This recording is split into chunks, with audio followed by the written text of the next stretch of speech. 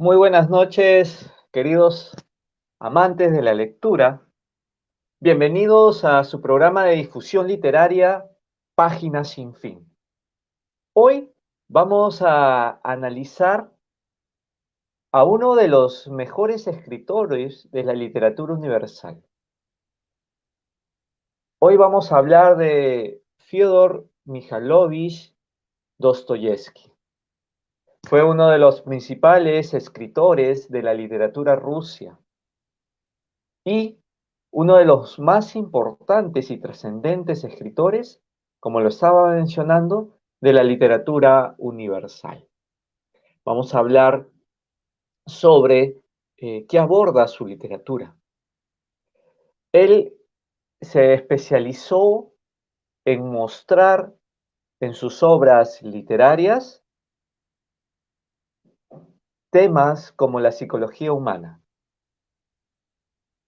temas complejos que hablaban también de contextos políticos, sociales, espirituales, de la sociedad rusa del siglo XIX. Y nuevamente lo digo, es considerado uno de los escritores de Occidente más relevantes y más importantes de la literatura universal. Y para ello vamos a tener un conversatorio. Hemos invitado a Juan Rosas. Él es abogado y juez penalista, docente universitario, que va a estar a cargo de realizar el análisis, digamos, de una de las mayores y más representativas obras de este magnífico escritor ruso. Vamos a hablar de la obra Crimen y Castigo.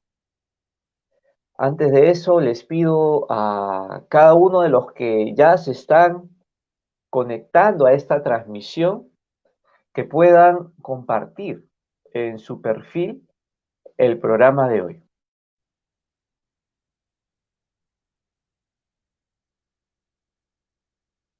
Muy bien, vamos a ponerlo entonces en pantalla.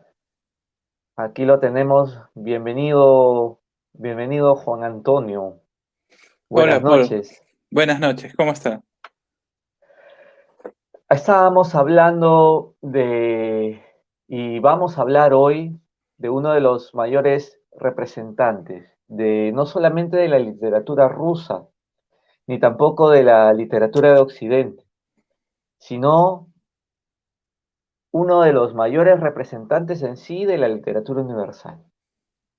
Vamos a hablar de Dostoyevsky, un hombre honesto, un hombre consciente, un hombre muy capaz de distinguir el bien y el mal, un hombre que a lo largo de todas sus publicaciones y su literatura, y qué bien que hayamos coincidido en tocar su novela cumbre como Crimen y Castigo. Eh, para ti, Juan, ¿cómo identificas, cómo describes, cuál es digamos, la relevancia de este escritor ruso, Fyodor Dostoyevsky, primero como persona, como ser humano? Yo creo que, claro, lo que pasa es que Dostoyevsky fue una persona bastante atormentada, ¿no? Si vemos su biografía, vamos a ver que él ha sufrido bastantes penurias, ¿no? Si bien nació en el seno de una familia de clase media, culta, ¿no? Su papá era médico, su mamá también era una intelectual, y desde muy joven empezó a escribir. Sin embargo, su biografía se ve marcada por hechos trágicos, ¿no? Su mamá fallece y es criado por el padre, que debido a la falta de la madre se dedica a la bebida. Entonces, esa relación con el padre va a marcar mucho su literatura. En Los Hermanos Karamazov, por ejemplo, se ve una relación tirante entre los hijos y el padre, ¿no? Y el tema del alcohólico, por ejemplo, en Marmaledov, que es uno de los personajes claves de Crimen y Castigo, también se va a ver el tema de este alcohólico que se autocompadece y hace daño a la gente que lo rodea, que lo quiere y que quiere estar con él, pero él les hace daño a través de esta autodestrucción que es la bebida, ¿no? Pero además, no solamente la relación con el padre lo marca como escritor, sino también los años que pasa en la prisión. Él desde muy joven tiene ideales revolucionarios. Dostoyevsky nace en 1821, ¿no? Y muere en 1881, o sea, vive 60 años exactamente, ¿no? Y justamente Europa en este periodo es un periodo bastante complejo de la sociedad europea, sobre todo de la sociedad rusa, que de un feudalismo, de una sociedad bastante atrasada de tipo feudal, va a entrar de a pocos a la modernidad, ¿no? Lo que finalmente culminó con la Revolución Rusa del 17. Pero lo cierto es que Dostoyevsky en su juventud va a ser un anarquista, va a tener ideas revolucionarias muy marcadas. Y justamente en su juventud, a los veintitantos años, va a formar parte de una célula anarquista, conspirativa contra el zar, y lo van a apresar y va a pasar 8 años en las cárceles de Siberia, eh, que también, y esta etapa, ¿no? Imagínense, un muchacho de veintitantos años que va a la cárcel durante 8 años y va a convivir con criminales, con asesinos, ¿no? Con ladrones, etcétera, con lo peor, y con disidentes políticos. Y es en la cárcel que él ve, o sea, en su juventud tenía la idea de defender a los humildes, tenía una idea, digamos, un poco eh, idealista de las cosas, ¿no? Pero cuando está en la cárcel se da cuenta que la miseria humana es tal que la revolución, desde su perspectiva, no iba a ser la solución. Y se convierte más bien en la cárcel al cristianismo, ¿no? Y entonces esos sucesos de su vida marcan definitivamente su literatura, porque todos sus personajes, como tú bien decías en la introducción, van a estar en esta dicotomía de lucha entre el bien y el mal, ¿no? Todos sus personajes en Crimen y Castigo, ¿no? Que es un personaje que se va a arrepentir, pero va a tener personajes, como por ejemplo en Los Endemoniados, va a tener personajes que no se van a arrepentir nunca, ¿no? Y que van a ser unos demonios, justamente en este título de Los Endemoniados, o personajes que van a ser capaces de matar al padre, como en Los Hermanos Karamazov, ¿no? Entonces es una literatura muy interesante porque además es uno de los cultores del realismo literario, ¿no? Que supera esta fase de romanticismo del siglo XVII, principios XVIII, principios del XIX, y además es una literatura que se proyecta al siglo XX, ¿no?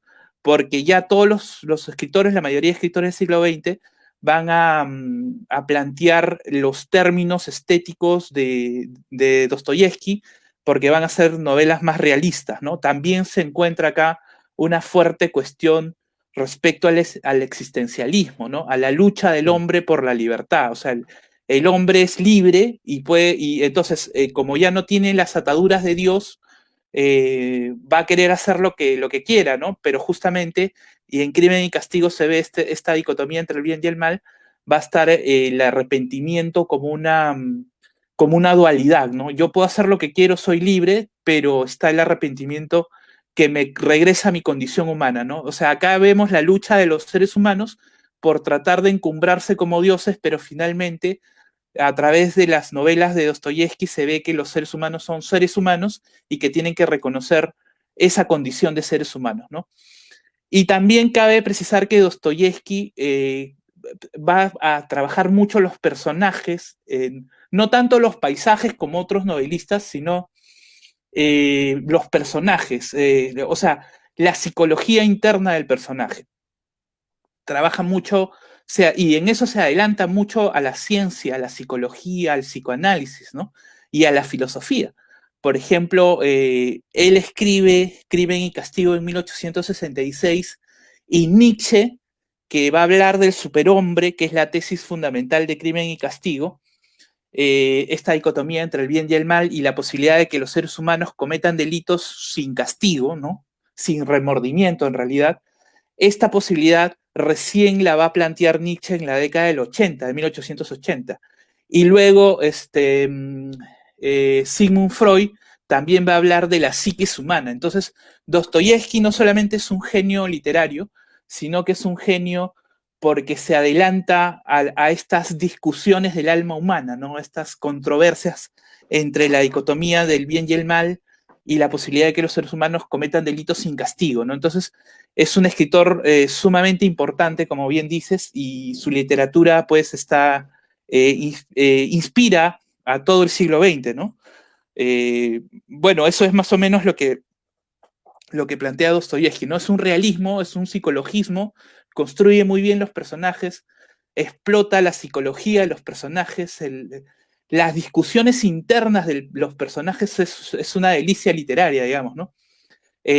Cómo Dostoyevsky describe las cavilaciones de Raskolnikov, tiene una belleza estética, pero además un gran contenido, como te digo, psicológico. Incluso hay tesis y, bueno, muchos autores que han trabajado el aspecto criminológico de los personajes, ¿no? De cómo las dolencias, claro, la psicología como ciencia en el siglo XX recién empezó a madurar, ¿no? Y tenemos los perfiles criminológicos y psicológicos de los delincuentes recién en el siglo XX, en la segunda mitad del siglo XX en realidad. Y imagínate, en 1866 que él escribe Crimen y Castigo, ya se adelantó a estas patologías, ¿no? A los sociópatas, ¿no? A las personas que ven a todo tipo de patologías de tipo psicológicas, a los que se sienten perseguidos, a los que tienen alucinaciones, delirios, y describe los síntomas de estas enfermedades psicológicas a través del diálogo de los personajes, de la descripción de sus comportamientos y de sus angustias, ¿no? Entonces es un autor muy completo porque sus obras tienen contenido psicológico, contenido sociológico, político, de crisis política en la que vive la sociedad, y también tiene un marcado contenido filosófico, ¿no? Que deriva en el nihilismo y el existencialismo, ¿no?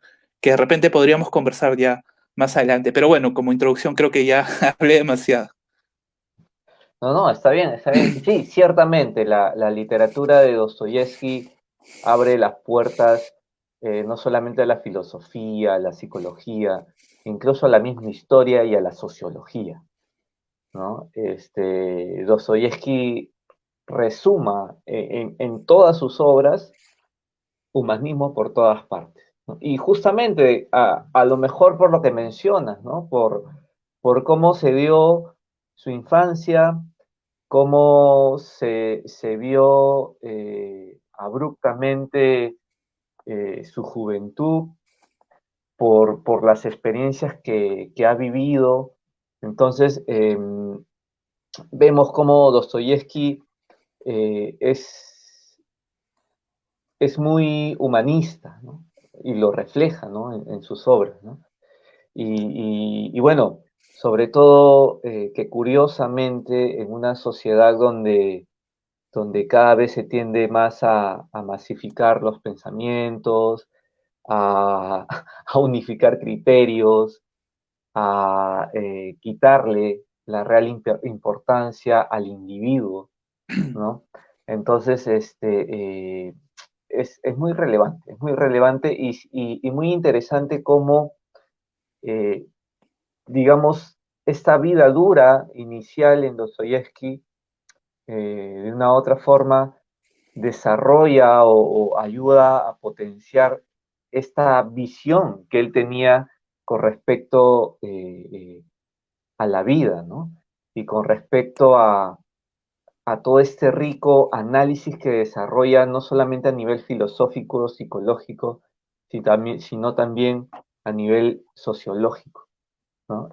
Vamos, Juan, Sí, a entrar ya a lo que es un poco a sí, conversar y analizar una de sus obras, pues, mayores, ¿no?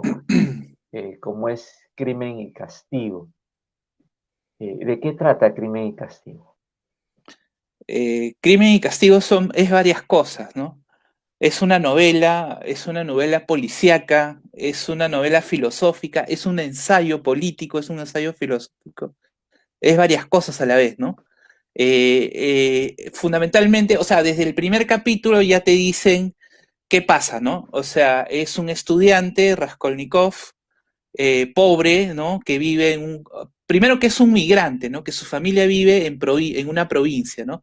Él está en San Petersburgo, que es la capital del imperio, que es una ciudad muy, digamos, moderna en la época, donde hay mucho contraste. Hay barrios muy lujosos y hay barrios paupérrimos, ¿no? Entonces, él vive en la pobreza, él es un estudiante de derecho, ha dejado de estudiar porque ya no tiene recursos y él se considera un ser superior, ¿no? Él tiene una arrogancia, él se considera un ser superior que puede cometer crímenes sin ser castigado, pero sobre todo sin sentir remordimiento, ¿no? Esa es la premisa de Crimen y Castigo.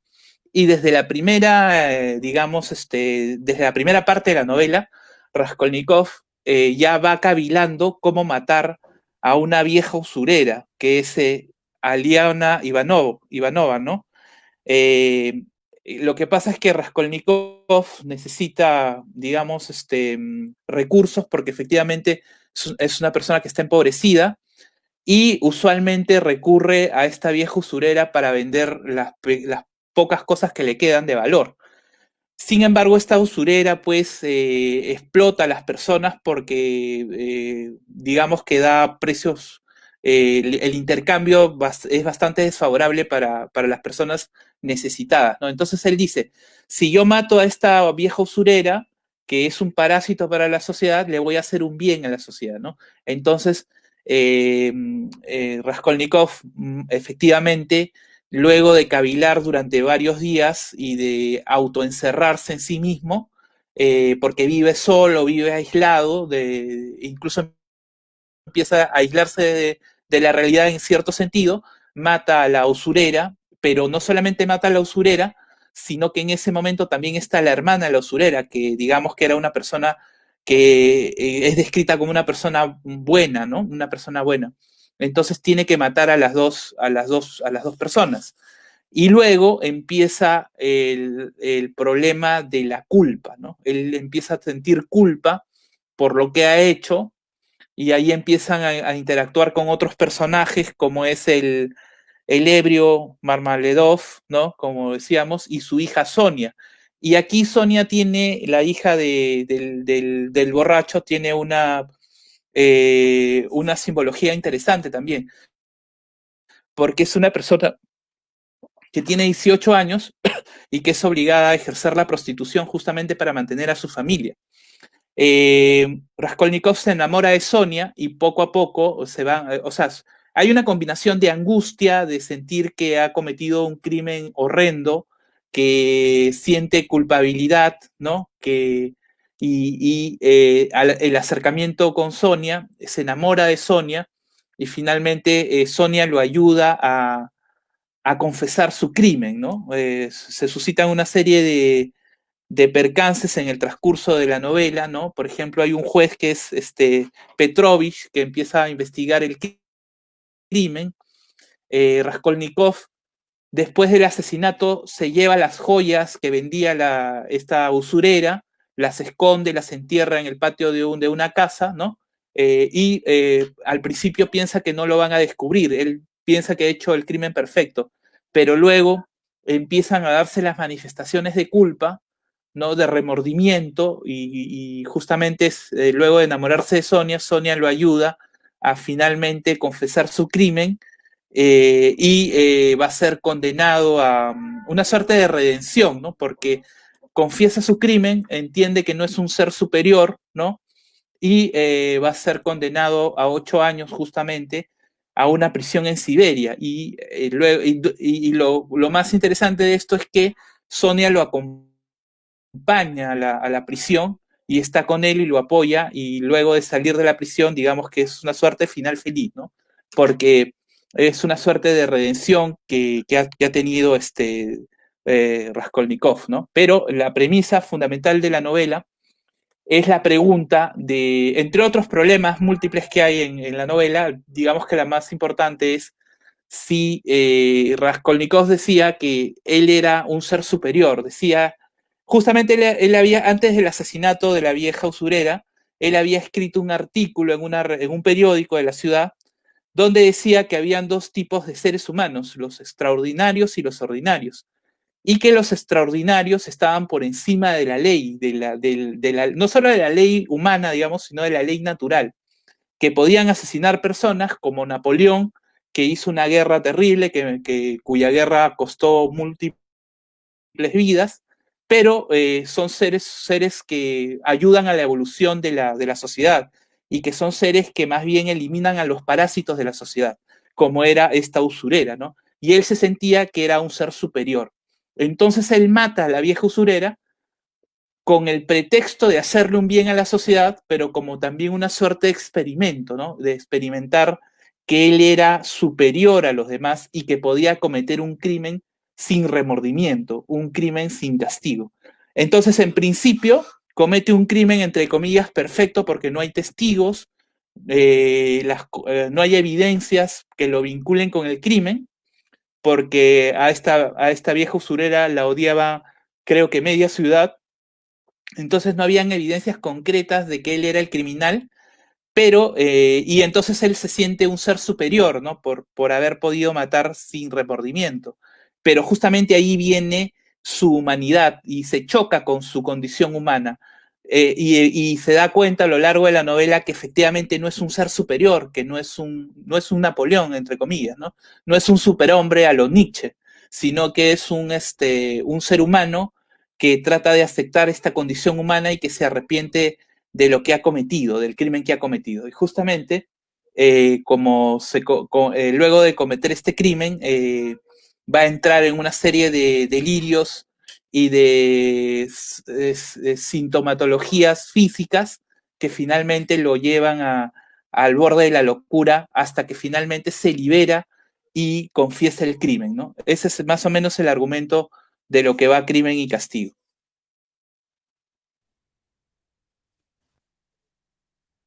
Así es, y ahí nomás porque este, si no vas a contar toda la novela. Hay que leerla, definitivamente. Dostoyevsky tiene esta capacidad, ¿no? En sus novelas de hacernos reflexionar, eh, donde también podemos ver esa reflexión, y tú mencionabas, ¿no? Esa reflexión de el significado de lo que nos hace libres, ¿no? De lo que realmente nos hace libres. Al final, ese arrepentimiento por el crimen cometido, que claro, dentro de todo esto Dostoyevsky lo describe muy bien, eh, todo este borde a la locura, o casi locura, o locura total que lo llevó al personaje principal. Eh, pero yo lo que, ya analizando, Juan, la obra, lo que veo es que no podemos perder jamás de lado el pensamiento crítico, ¿no? Esta capacidad de analizar nuestra realidad, ¿no? Eh, y Dostoyevsky lo describe en Crimen y Castigo a través del personaje, ¿no? Él se sintió en un comienzo superior, capaz, confundió el tema de la libertad, incluso pensó que cometiendo este crimen, deshaciéndose de esta vieja usurera, hacía un bien a la sociedad, ¿no? Claro. Entonces, ya Él, entrando al análisis de esta obra, ajá. coméntanos qué es lo que nosotros deberíamos de tener en cuenta. Mira, lo que pasa es que justamente Dostoyevsky cuando va a la prisión, como te decía, cuando él era en su juventud, él era un revolucionario, él quería hacer un cambio de la sociedad. O sea, Dostoyevsky es una persona sensible que ve que hay una injusticia en la sociedad, lo mismo que su personaje Raskolnikov. En realidad, si tú revisas Raskolnikov, en realidad no es una persona, digamos, no puede ser catalogado de malo. O sea, lo que pasa es que Dostoyevsky nos presenta un personaje que es un ser humano, porque no es ni totalmente bueno ni totalmente malo, no es un ángel ni es un demonio total, ¿no? Porque, por ejemplo, salvó de un incendio a un par de niños, le dio su dinero, lo último que le quedaba a la familia del borracho, ¿no? Entonces, tenía una sensibilidad social, Raskolnikov. Pensaba que a través de la violencia iba a poder cambiar la sociedad. Justamente lo que pensaba Dostoyevsky en su juventud, pero justamente su estancia en la cárcel lo hace reflexionar y lo hace virar hacia el cristianismo, ¿no? En cierta manera también Raskolnikov en ese marco se plantea, ¿no? Se plantea esta situación. Pero más allá del tema moral, religioso, yo también quería plantear el tema del existencialismo, de los límites a la libertad. ¿Cómo es que puedes ser verdaderamente libre? O sea, tú debes asumir tu propia libertad, porque digamos que la gran discusión del ser humano es qué tan libre es, ¿no? La libertad, ¿qué quiere decir? ¿Que puedes hacer lo que te da la gana? O que puede ser, o que qué tienes que hacer con tu libertad, ¿no? Y de eso han discutido muchos filósofos en el siglo XX, empezando por Heidegger en El ser y el tiempo, diciendo que el ser humano es una persona, el ser humano es un ser arrojado entre dos nadas, entre la muerte, entre el nacimiento y la muerte, ¿no? Y que el ser humano finalmente es lo que hace de él, lo que hace con su libertad, ¿no? Entonces no hay que tenerle miedo a la libertad, pero hay que saber ejercer la libertad, ¿no? Ese también es un dato importante de la obra de Dostoyevsky, ¿no? Más allá de esta dicotomía del bien y el mal, Dostoyevsky plantea esta situación, ¿no? De qué hacer con nuestra libertad, ¿no? Y justamente también, y ahí lo que tú planteabas, respecto a los dogmatismos y a los fanatismos, ¿no? En otra obra, como en Los Endemoniados, él plantea este problema de los fanatismos religiosos o fanatismos políticos, ¿no? Porque justamente a través de estas ideologías extremistas se busca un cambio social, pero a través de la violencia. Y ese cambio social a través de la violencia finalmente deshumaniza al hombre, ¿no? Y lo convierte en un demonio, como en esta obra de Los Endemoniados, ¿no?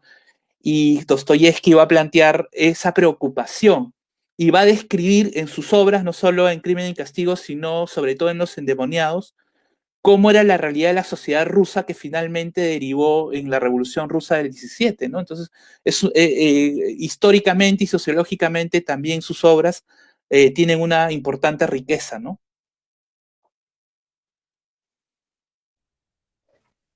Muy bien, mencionabas, claro, históricamente, con todo lo que representa para la filosofía, para la psicología, para la misma historia, para la sociología, eh, tiene una gran importancia. Actualmente, eh, no, no concibo de repente que al mencionar el nombre de Dostoyevsky a alguien no se le haga familiar, ¿no? Entonces, es un escritor que ha trascendido a lo largo de la historia. Pero actualmente, ¿en dónde radica la importancia de su literatura, de Crimen y Castigo, y cómo llevarla de aquí para adelante, los jóvenes que están iniciando, a lo mejor los universitarios que van iniciando, los profesionales que ya se encuentran ejerciendo una profesión, ¿qué rescatar de todas estas obras? ¿Qué es lo que nos enseña? Nos enseña que el ser humano no debe de perder su condición humana.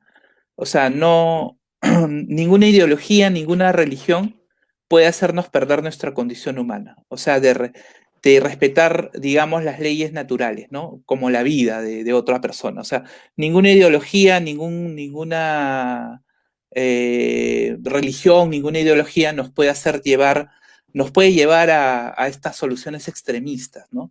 Eso por un lado. Después, claro, si tú lo ves desde la perspectiva, tiene para todo, como te digo, para el que estudia sociología, para el que estudia historia, para el que estudia derecho.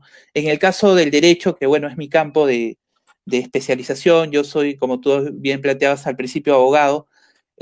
Por ejemplo, cuando yo empecé en segundo año de la facultad, me topé con un libro muy interesante de un profesor samarquino, los personajes delincuentes en la obra de Dostoyevsky, ¿no? Entonces, desde la perspectiva de un abogado penalista, esta obra de Dostoyevsky, las obras en general de Dostoyevsky son interesantes porque te plantean las motivaciones del ser humano, la dualidad del ser humano entre el bien y el mal, y el examen de la interioridad del ser humano, de su personalidad, de cómo se construye, de cómo la sociedad contribuye también a la configuración de la personalidad de los seres humanos, ¿no? Entonces, en general, yo creo que cualquier persona que no sea abogado, que no sea sociólogo, que simplemente quiera disfrutar de un buen libro, y que también quiera reflexionar sobre estos problemas humanos, que son problemas universales y atemporales. O sea, el ser humano siempre se va a angustiar por estos mismos temas, por quién es, por cómo se ubica en la sociedad y cómo se proyecta la sociedad, ¿no? Entonces, yo creo que esta obra de Dostoyevsky tiene actualidad porque describe la condición humana de una manera temporal, ¿no? Yo creo que en este momento hay una persona que también está sufriendo esas mismas angustias, que podría estar sufriendo esas mismas angustias existenciales, ¿no? De qué hacer con la libertad. Y creo que son cuestiones y angustias que todo ser humano en algún momento atraviesa, ¿no? Entonces, yo creo que la obra de Dostoyevsky se puede decir que es una obra clásica, es una obra maestra, es una obra clásica porque trasciende a su época, ¿no? Trasciende a su época y describe al ser humano, a la condición humana, en todo, digamos, yo creo que dentro de 50, 100 años va a seguir teniendo la misma conmoción. La persona dentro de 50 años que lea Crimen y Castigo se va a conmover de la misma manera que nosotros o que la persona que la leyó hace 50 o 100 años, ¿no? Como bien mencionas, es una obra, Crimen y Castigo, y como ellas, por ahí yo, dos a tres más, que tiene para todos, ¿no? Mencionadas para los que estudian filosofía, antropología, sociología, psicología, derecho, que es tu campo. Y dentro de ese campo del derecho, mencionabas también la importancia que se hace el ser humano siempre en qué hacer con su libertad. Y dentro de eso, pues, te pregunto, ¿no? Desde esta perspectiva del derecho como sociedad, como individuos, ¿qué hacer con nuestra libertad? Eh, es una pregunta bastante compleja, ¿no? Lo que pasa es que el ser humano tiene que... es difícil ser libre, ¿no? O sea, es fácil que te impongan reglas, que te impongan castigos, ¿no? El derecho, tú dices, bueno, ¿por qué las personas cumplen la ley? Ya desde una perspectiva legal o jurídica, si hacemos una filosofía del derecho, ¿no? ¿Por qué cumples la ley? Porque hay un castigo, ¿no? Pero en realidad, y entonces, ¿qué? ¿Somos niños? ¿Que porque hay un castigo cumplimos la ley o nos comportamos de tal o cual forma? Eso no es, ¿no? Porque finalmente somos seres Claro. libres. Entonces, ¿qué hacer con nuestra libertad? Hacer lo que querramos, pero sin dañar al otro, ¿no? Ese es, yo creo que el fundamento humanista, y si podemos, y sobre todo, proyectar nuestra libertad hacia los demás, para tratar de ayudar a los demás en lo que podamos, ¿no? Entonces, ese qué hacer con nuestra libertad es un peso fuerte para el ser humano, ¿no? Claro, yo, por ejemplo, claro, lo que pasa es que tú dices, mi libertad está asociada a la religión o a la política. Cuando nuestra libertad está asociada a la religión y a la política, empiezan los problemas. La idea es ser verdaderamente libre y depender de uno mismo, pero no caer en el libertinaje, ¿no? No caer en el libertinaje. O sea, desde la filosofía existencialista de Sartre, por ejemplo, él planteaba que ser libre suponía ser un sujeto social útil, ¿no? Un sujeto social útil, o sea, hacer de nuestra libertad algo útil, de nuestra vida, de nuestro proyecto de vida, algo útil para la sociedad, ¿no? Sin caer en el nihilismo. Cuando caemos en el nihilismo, cuando nos damos cuenta de que no tenemos ninguna base, que Dios ha muerto, por ejemplo, como dice Nietzsche, y caemos en el nihilismo del caos, por el caos, ¿no? De la sociedad, ahí empiezan los problemas, ¿no? Entonces, y con Sartre más bien va a ser el que decía que el existencialismo es en realidad un humanismo, porque busca que el ser humano ejerza su libertad siendo un ser social útil, ¿no? Sin dañar a los demás. Yo creo que por ahí va la respuesta, pero bueno, es tan profunda la pregunta que se queda corta el tiempo, ¿no? Sí, no, bueno, definitivamente considero que tenemos que ser críticos, ¿no? Con los que nos rodean.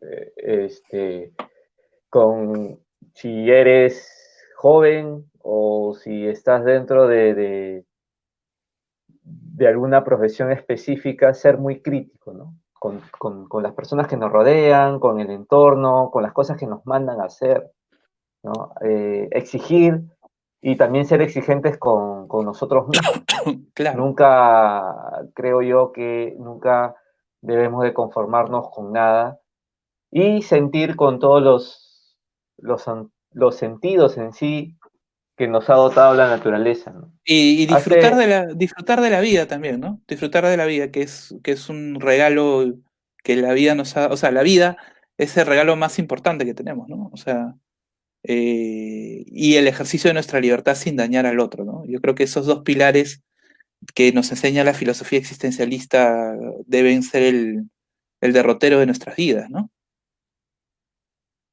usando y ya en algunos programas venimos conversando de eso también, usando el sentido común. Muchas veces con tantas ideologías perdemos la perspectiva del sentido común, donde nos ayuda realmente lo que mencionas, a disfrutar de la naturaleza, a disfrutar de la vida, a disfrutar de la familia, a disfrutar de las cosas que vamos aprendiendo en el camino que es esta vida, ¿no? Finalmente, Juan, ¿qué, qué mensaje, qué aprendiste porque me imagino que esta obra la leíste de muy joven, iniciando tu vida universitaria. En el colegio la leí por primera vez, no la entendí mucho, y luego ya en la universidad y bueno, ya varias veces he vuelto a Crimen y Castigo, ¿no? ¿Qué aprendí? Que en la dicotomía del bien y el mal hay que ejercer nuestra libertad de manera madura, ¿no? Yo creo que por ahí va el tema, ejercer nuestra libertad de manera madura. Ahora, cuando uno comete un crimen execrable, por ejemplo, se pregunta a la gente, o sea, la conclusión básica es, este criminal está loco, es un enajenado, ¿no? Pero vemos que muchas veces no va por allí, ¿no? Hay gente que, claro, en el caso de Raskolnikov, él tuvo un arrepentimiento, ¿no? Y tuvo una redención, pero hay muchos políticos, muchos sujetos que cometen crímenes pensando que están haciendo un bien a la sociedad, pero en realidad digamos que las someten a peores dramas, ¿no? Entonces hay que tener cuidado, como tú dices, con las ideologías extremistas. Yo creo que eso también nos enseña crimen y castigo, ¿no? Tratar de convivir con nuestra libertad, pero sin dañar a otros, ¿no? Muy bien, ha sido un conversatorio productivo, muy interesante, con las ideas que has planteado, con el mensaje entregado. Y bueno, y es esto, ¿no? Dostoyevsky es un personaje, un escritor muy rico en tema de literatura, porque no solamente aborda el tema de ficción, sino que trasciende más allá y habla de la psicología humana y habla de la filosofía y es trascendente para la sociedad, para la historia y obviamente para el derecho en el estudio, en el perfil del criminal, ¿no? Entonces, Sin duda. gracias por tu tiempo, esperando que en otra oportunidad también podamos seguir conversando sobre otro autor y sobre otros libros. Claro, con mucho gusto. Gracias por la invitación. Muchas gracias. Muchas gracias, amigos lectores, muchas gracias, amantes de la literatura. Esto ha sido Páginas sin fin y hoy hemos hablado de una obra muy trascendental como es Crimen y Castigo. Los invitamos a que puedan acompañarnos también a lo largo de la semana. Les recordamos que nosotros realizamos diversas recomendaciones, no solamente de qué leer, sino recomendaciones como por ejemplo, cómo volvernos productivos en la lectura, cómo poder nosotros lo que estamos leyendo comprender, entender, ¿sí? Y muy pronto también estaremos colgando en la plataforma de YouTube y aquí en el Facebook recomendaciones que van relacionados también con el tema de la expresión oral, con el tema de la comunicación a todo nivel, no solamente corporal o oral, sino también la comunicación escrita, que es muy importante. Así que atentos, vienen más cosas que podamos hacer a través de esta plataforma para fomentar la lectura, pero también para fomentar la buena escritura, para fomentar la comprensión, una buena redacción y volvernos creativos, desarrollar esta capacidad de la creatividad que todos tenemos. La próxima semana, igual jueves 30 de julio, tenemos a las 9 de la noche una invitada muy especial. Ella también es docente universitaria, es docente investigador, es asesor y consultor de diversas empresas a nivel nacional. Estamos hablando de Gladys Revilla Villacorta. Y vamos a conversar con ella sobre la novela El Principito. Sí, lo escuchaste bien. Vamos a conversar sobre la novela El Principito. Para todos aquellos que paran posteando en sus estados diversas frases y fragmentos del Principito, aquí vamos a revisar en profundidad. Y sí, claro que sí, va a ser un programa muy motivador para todos nosotros. Recordamos, pues, este próximo jueves 30 de julio a las 9 de la noche estamos con Gladys Revilla y la novela El Principito. Síganos por las redes sociales, denle me gusta, denle compartir a la página de Facebook, estamos en YouTube y también en Instagram. Muchas gracias por estar ahí. Lean, lean y lean. Desarrollen esta habilidad todos los días. Recuerden que la lectura es para la mente como el ejercicio físico es para el cuerpo. Practíquenla todos los días. Muchas gracias, con ustedes un servidor, Paul Rosas, y esto es Páginas sin fin. Gracias por estar ahí.